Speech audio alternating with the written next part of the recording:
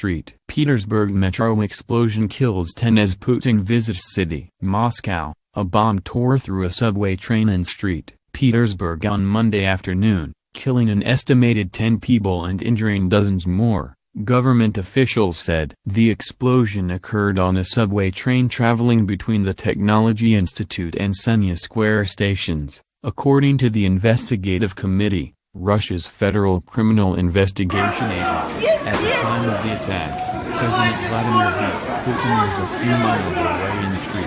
Petersburg, his hometown and the country's second-largest city and former capital, on official business. Officials said it was too early to say whether the attack had been carried out by terrorists, but Mr. Putin said all possibilities were being investigated. There was no immediate claim of responsibility. The bomb, a homemade device filled with shrapnel, exploded in the third car just after the front of the train had entered the tunnel, Russian news outlets reported.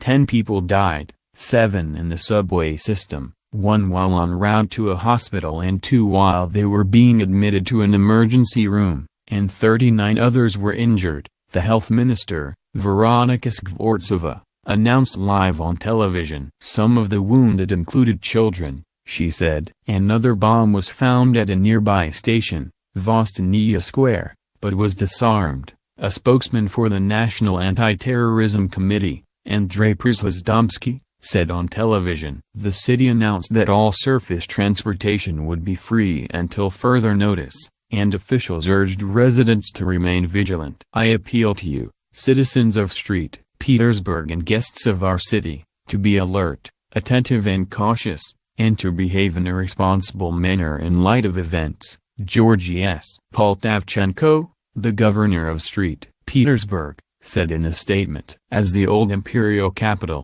the city has the status of a federal governorate. The governor declared a 3-day period of mourning, starting on Tuesday. The subway system was shut after the attack, which occurred around 2:45 p.m.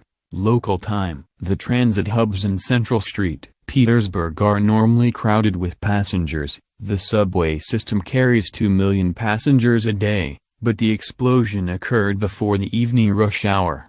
Security was beefed up on the Moscow metro and major airports after the blast. The entrances to all Moscow stations have metal detectors, left over from the last such serious attacks 7 years ago, but they have not been in use recently. Mr. Putin, in a televised statement less than an hour after the explosion, said he had spoken with the leaders of the special services, including the Federal Security Service, and with law enforcement officials, who he said would do everything to find out the causes of what had happened. Speaking from the Konstantin Palace in the Strelna district of St. Petersburg, about 12 miles west of the blast, he added, "The government, both on the city and federal levels, will do everything to support families of the victims and injured."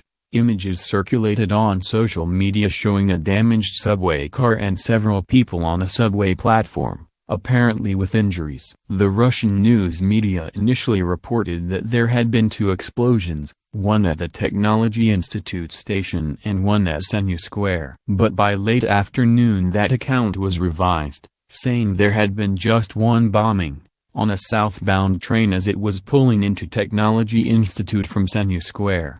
The 2 stations are adjacent on the No. 2 subway line, which runs north-south through the city. Both stations are transfer points with other subway lines. Mikhail Sirovitsky wrote on VKontakte, a Russian social media network, that he had been traveling up the escalator at the Technology Institute station when a blast occurred, followed by urgent calls to evacuate the station and the arrival of ambulances and a helicopter. Left Metro just in time, he wrote. Mr. Sirovitsky added, "I was standing on the escalator when some kind of noise started coming from below. Then I heard the noise of the coming train. People started screaming," he added, and an announcement ordered passengers to disembark and evacuate. "Very soon a smell of burning started to be felt, but I didn't see any smoke," he said. "I didn't see what was going on the platform itself. I think everyone thought this was a fire." Mr. Putin was in St. Petersburg for a meeting with the president of Belarus, Alexander G. Lukashenko, a traditional ally who has recently feuded with the Kremlin, and to give a speech at the All-Russia People's Front, a political group started by the president.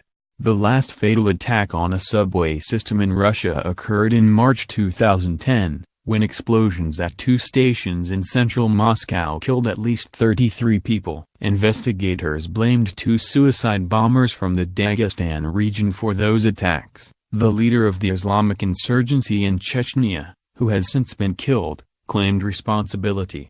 The subway system in Moscow was also twice struck in 2004 by deadly attacks. In February that year, a bomb detonated inside a train car as it left the Avtozavodsk station in southeastern Moscow, killing at least 39 people, and that September, a suicide bomber detonated explosives at a station north of Moscow, killing 9. Also that year, 2 planes were brought down and a school was taken over, attacks that were also attributed to Chechen separatists. In 2002, the siege of a Moscow theater ended with the deaths of more than 125 hostages and 40 Chechen militants. In 1999, more than 180 people died after explosions at 2 apartment blocks in Moscow, part of a wave of violence that preceded a second war in Chechnya.